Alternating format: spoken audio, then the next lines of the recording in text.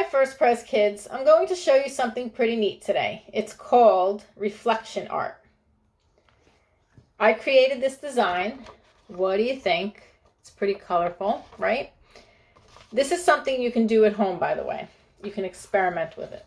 So now let's see what happens when I use these two small mirrors and I line them up at the edges. Look at that, pretty cool. With these two small mirrors, my design expanded and you actually saw more through the mirror than what was on paper.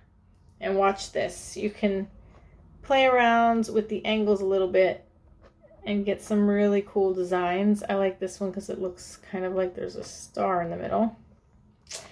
Did you know that this mirror is kind of like how God sees us? Without Jesus, all we see is what's on the paper. Maybe a small portion of ourselves.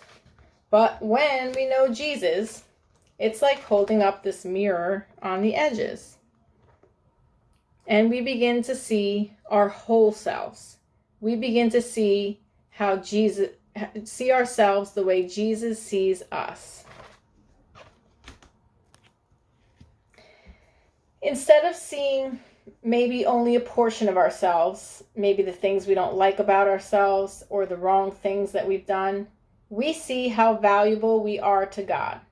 In this week's Bible story, we learn that Matthew's life was a bit of a mess, but Jesus still chose Matthew to follow him and help him with his ministry. Knowing Jesus changed Matthew's whole life, and knowing Jesus changes our whole lives too. Knowing Jesus changes the way we see ourselves. Have a great week, First Pres kids.